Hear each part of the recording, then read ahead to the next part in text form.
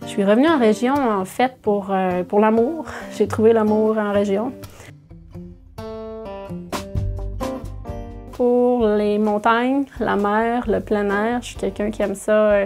Justement, je vais à la chasse, je fais du vélo, je fais de la marche des sentiers pédestres. J'aime ça aller au bord de la mer. En fait, les activités qu'on fait en famille et même moi toute seule, on va à la chasse, on va à la chasse à l'orignal. En dehors de mes heures de travail, je suis quelqu'un qui aime bricoler.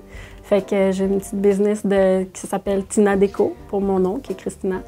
Je fais un petit peu de tout. Là, ces temps-ci, j'ai fait des salons d'artisans. J'arrive de celui de Passepébiac. Puis j'ai fait des boules de Noël, en fait, avec le nom de la personne, le nom de famille. Fait que c'est vraiment personnalisé. C'est le genre de décoration que j'aime faire parce que ça fait plaisir aux gens, puis c'est un beau souvenir.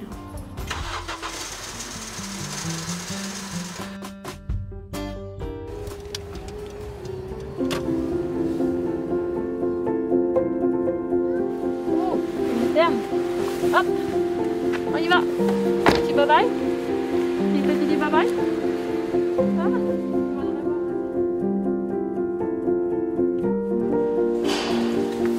On s'en va au 4e. Moi, c'est Christina Poirier. Je suis infirmière assistante chef de l'unité de chirurgie pédiatrie à l'hôpital de Maria en Gaspésie. Et je suis aussi infirmière facilitatrice sur un projet de gestion de risque.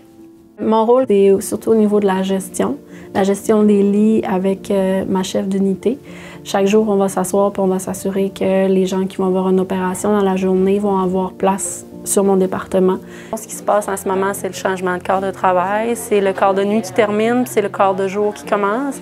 Donc, c'est les infirmiers qui donnent les rapports aux infirmiers et aux auxiliaires. Les préposés sont déjà sur l'étage en train de travailler. Ils se donnent un petit rapport entre eux. Il y a 24 lits ici qui sont occupés par plusieurs types de clientèle. La pédiatrie, les chirurgies, les soins palliatifs, la pédopsychiatrie. Quand on reste sur cet étage ici, c'est qu'on est à l'aise de vaguer entre un bébé et quelqu'un qui vient de sortir de la salle d'eau. La gestion de lit va se faire avec le chef d'unité qui est sur place pour veiller à ce que les mouvements dans l'hôpital soient les bons patients aux bons endroits. Toutes les personnes qui sont à l'urgence, qui vont avoir besoin d'un lit, qu'on appelle des admissions, je vais m'assurer d'avoir le bon type de chambre pour le bon type de patient. Des fois, il faut faire des changements de chambre à l'étage. Fait que je vais appeler la liste de rappel pour qu'on ait des employés pour 24 heures pour les 2 services privés. Hey, je vais relancer les 2 services privés. Ouais, soir, nuit, jour. Fait que c'est ici qu'on sait quel employé va surveiller quel patient. Fait que c'est fait, Charles, elle va nous rappeler. Je suis là de 8 à 4, mais je vais m'assurer que les patients ils ont les bons traitements. Je fais le lien beaucoup avec les médecins. Moi, je suis assis tout près des docteurs. S'ils ont des questions, s'ils ont des demandes d'examen spécial, c'est moi qui vais s'assurer que ça soit bien fait. Je vais aussi m'assurer de faire des transferts interhospitaliers. Un patient, exemple, qui quitterait pour aller à un traitement à Chandler. M'assurer que les chariots de réanimation sont à jour. Fait que dans le fond, ça, c'est notre chariot de réanimation adulte qu'on a à l'étage. Fait que s'il y a quoi que ce soit, un code bleu, un arrêt cardiaque, un malaise respiratoire ou quoi que ce soit, on est tout équipé là-dessus de tout ce qui est médication. Fait que toute la médication ici, on va s'assurer qu'ils ne sont pas passés date. On va avoir des dates. On fait nos commandes une fois par mois. C'est les assistants qui sont responsables de faire les commandes. Fait qu'habituellement, quand le patient est branché, bien, on va voir la courbe au niveau cardiaque, sa saturo. Les pressions aussi, on va les voir apparaître sur notre moniteur. En fait, le chariot de réanimation, on s'en sert pas souvent, mais quand on s'en sert, il faut qu'il soit efficace. Il faut que ça soit rapide.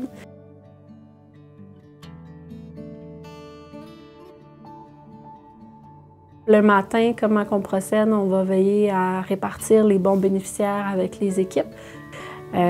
Ensuite de ça, on va prendre le rapport avec les infirmiers de nuit pour savoir qu'est-ce qui s'est passé de particulier durant la nuit, s'assurer qu'on n'a pas des choses à faire durant la journée, comme exemple des transferts interhospitaliers. Sur le plancher, Christina vient me donner les prescriptions, vient me donner si j'ai des admissions, si j'ai des départs de prévus, si j'ai des transferts. C'est tout elle qui vient me donner cette information-là pour que je puisse après ça aller donner ça aux patients.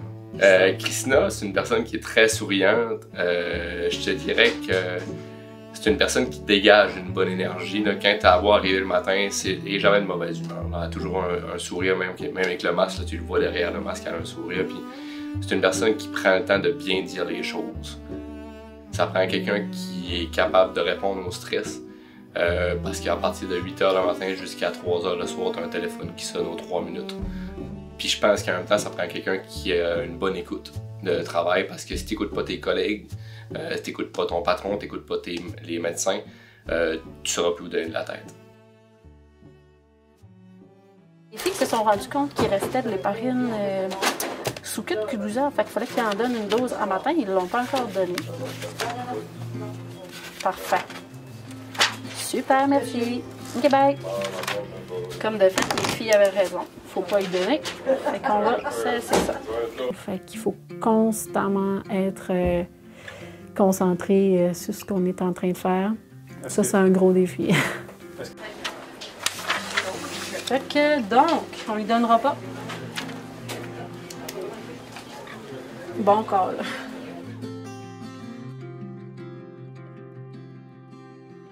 Ah, ben attends un petit peu, je vais te dire ça. Dans le fond, il y a eu un narcotique, ça a bien uriné. Fait que c'est un post-op standard. Là. La télémétrie, ils n'ont pas appelé cette nuit. Là. Parfait. Ouais. Fait que la télémétrie va cesser aujourd'hui? Oui, en fin de journée. Parfait. Super. Y avait-tu d'autres... y a-tu eu des enfants en bas? Non, il n'y a pas d'enfant en bas. Soins pâles? Non. Parfait. Ensuite, on va compter les narcotiques avec l'infirmière assistante de nuit pour s'assurer que tout balance versus les prescriptions qui ont été données durant ce corps de travail-là.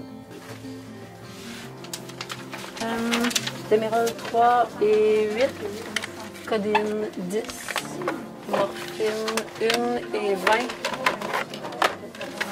24, fentanyl 1 et 10. Je t'ai compressé ici. Ça, les narcotiques, c'est très réglementé parce qu'exemple, qu'il manquerait un narcotique lors de notre décompte le matin, il faut que ça soit déclaré. Et si, exemple, que ces erreurs-là se répéteraient, il y aurait enquête par la GRC pour voir si c'est pas un vol de narcotiques. Dans le fond, c'est notre salle de réanimation pédiatrique ou d'urgence.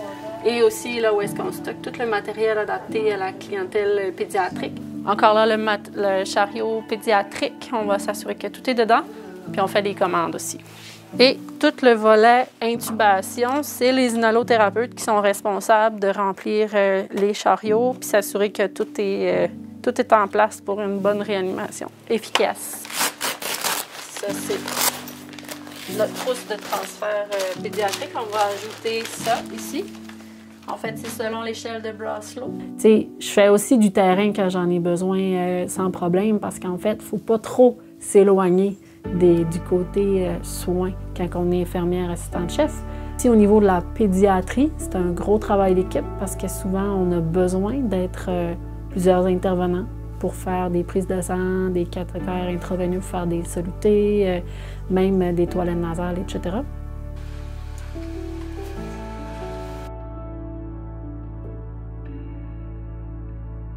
Pour un enfant, tu vas pouvoir aller voir les tout petites veines où est-ce qu'ils sont. Des fois, on a de la difficulté à les piquer. C'est un outil qui peut être pratique autant chez les adultes. Ouais.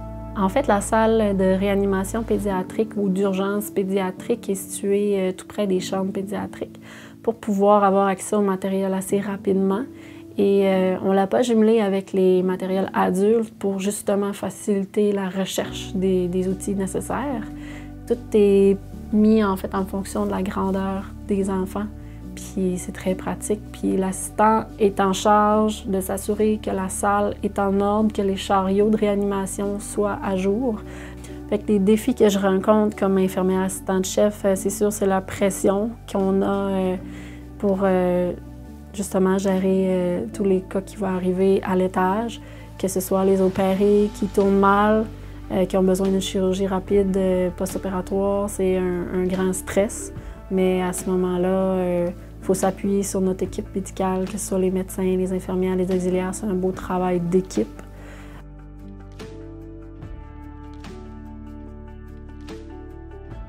Oui, Patient Partenaire, en fait, c'est un projet qui m'a été demandé de participer il y a déjà 2 ans de ça.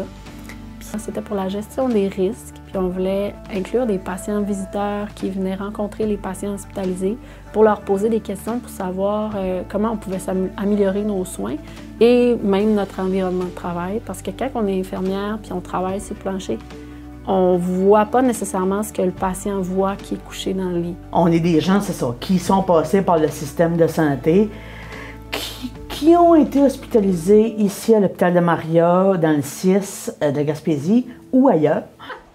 Ma collègue Christina vous a déjà parlé de qui on est? J'ai eu un diagnostic il y a 12 ans déjà de mésothéliome, qui est un type de cancer souvent relié à l'amiante. Oui, Marianne, c'est vraiment moi j'appelle, c'est mon petit cœur sur pattes. Je l'apprécie beaucoup, beaucoup, puis son expérience me parle beaucoup aussi.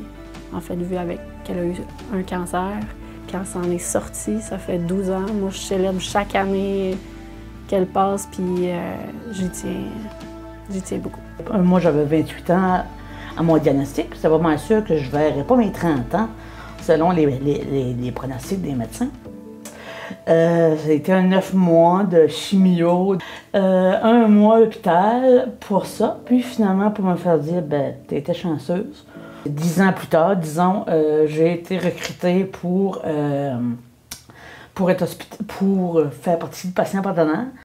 Parce que c'est clair, puis comment je te dirais ça, les infirmiers y arrivent, puis m'appellent tant de noms, moi, c'est moi qui fais partie de...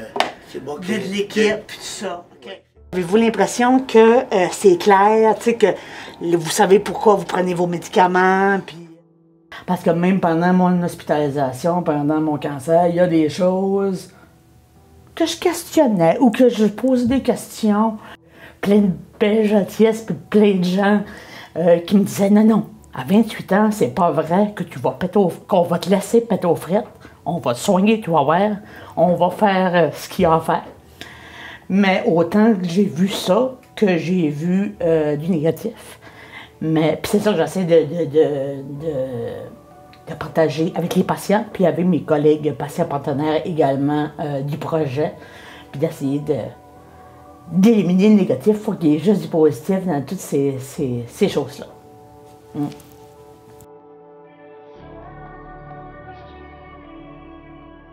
Fait que c'est comme ça que le projet a commencé tranquillement. On a bâti des sondages avec eux, les patients visiteurs.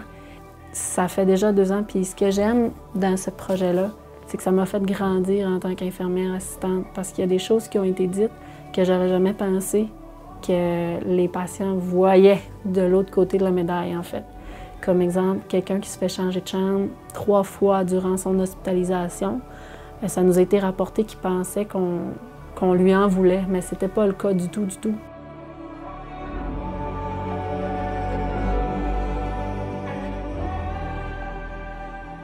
J'essaie vraiment de limiter au maximum les changements de chambre des mêmes personnes. Et je trouve que ça m'a encore plus ouvert l'esprit. Comment c'est une job de cœur, puis c'est humain. On soigne des gens, donc c'est avec cœur, puis c'est magnifique.